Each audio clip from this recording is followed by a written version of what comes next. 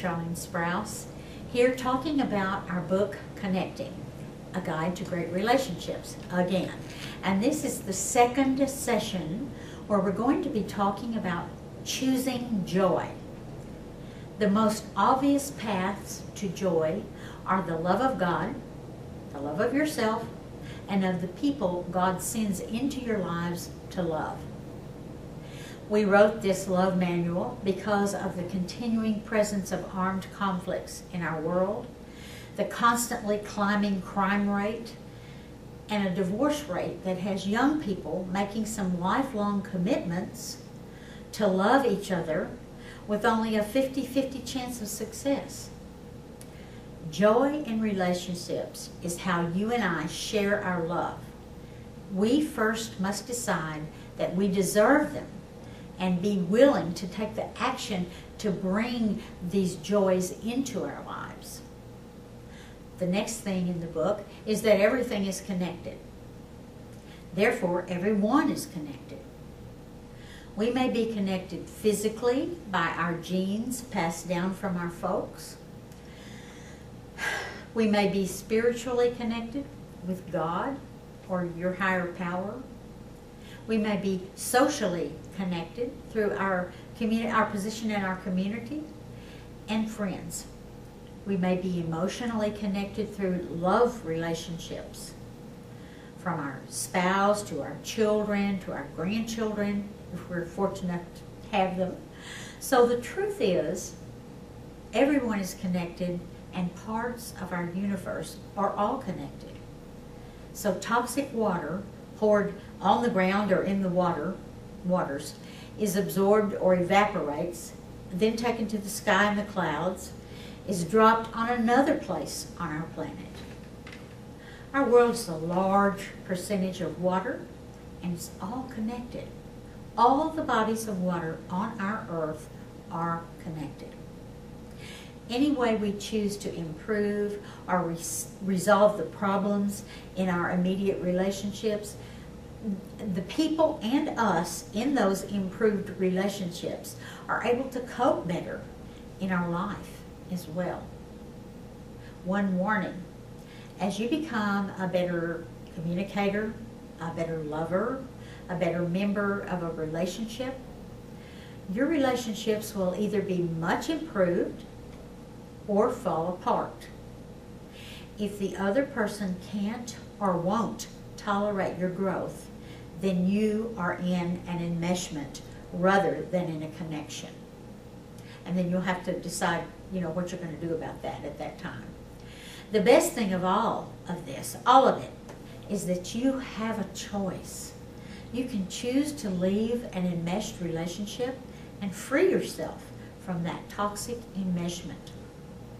You could choose to gain all you can from an empowering connection.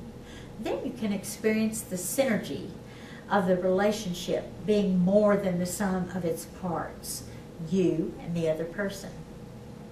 I have a term I use. It's called fractured spirits. For example, if a person has been abused, their spirit gets fractured. So one whole person and one fractured person equals a fractured relationship. Whereas one whole person and another whole person equals a whole relationship. Today, when a relationship is seen as not as good as it could be, in many cases, people usually look outside of that relationship to find a better relationship, as opposed to tackling the hard work of becoming a better partner in that relationship. In other words, when you want a certain kind of person to share your life with, then you must look or get a logical strategy whereby you can become the kind of person your dream mate could love.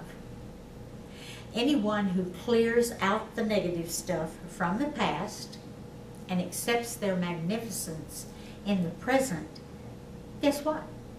This same type of person that you are looking for and wanting to love you will be drawn to you.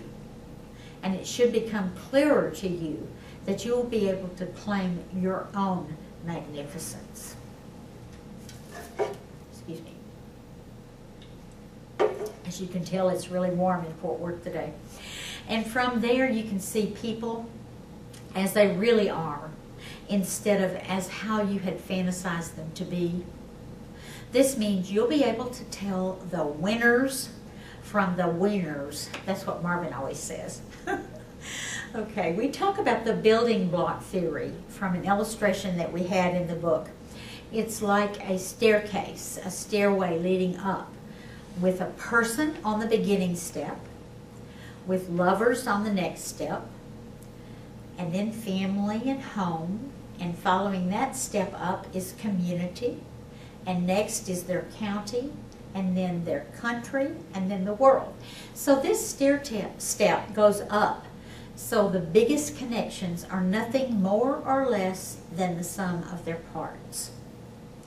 I will explain more about tapping using the meridian and acupuncture points that have been used by Chinese acupuncturists for years to interrupt the pain or sickness cycle.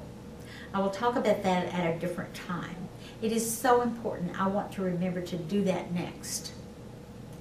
We will be dealing with denial, which is a highly developed skill of lying to oneself, and it's used for survival. However, the only way to get past the pain is to feel it. The one wonderful thing about pain is that there is always a bottom, and as soon as this is reached, a person can immediately access unlimited joy. I often assist clients in sitting in their pain. Then we'll use the tapping method and pray and tap and pray. Remember, people in denial are not weak. They are doing the best they can do and are certainly surviving. What we like to do in our practice is to help people thrive. It's very different than just surviving. The mind works like a computer. So if a bit of data doesn't fit, maybe your loved one does something that is just out of character and you really don't want to accept it, it goes right into the part of the brain that says does not compute file. And then right away, that person will construct some explanation that is more comfortable, so it fits in their definition of normal. That's denial. My husband has been diagnosed with PTSD resulting from college coaches' manipulation and abuse, and then Vietnam. Anyway, with that background, I can tell you that he occasionally just erupts over some small thing, and then he isn't the kind, wise person that I know as my husband. And he's that way most of the time. I know when this happens between us that something else has triggered his reaction, and I don't take it personally anymore because it actually doesn't involve me. I am not in denial here. I recognize that he is reacting to something that's not just me or my behavior or my conversation. The only time I don't realize that he is in PTSD is when I'm not feeling well or I'm sitting in my own pain. So when this eruption happens and I'm in that condition for just a minute, I may feel hurt until it dawns on me on what is really happening. Then I remind myself that he will get through it and it has nothing to do with me. It took some time for me to get to this point, and it is much more comfortable now. We mentioned in the book, in the first chapter, the bottoming out theory. This theory says that nobody can begin to claim their undiluted joy until they reach the bottom of their pain. It's helpful to think of pain as a filled swimming pool, and a swimmer can't begin to bounce back to the top until he makes a solid connection or contact with the bottom. Many people refer to this process as reaching bottom or bottoming out. I'd like to remind you at this point that it's really impossible to help anyone begin soaring upward when they are enmeshed with their own destruction. People in denial of their problems are deaf to anything you want to tell them about change. If this happens, you'll note that they haven't had the benefit of hitting their bottom yet. When you try to talk with a person who's high on drugs or is in deep denial, you're not really talking to the person, you're talking to the drugs, or you're talking to the denial. That's what's hard to get through to the person.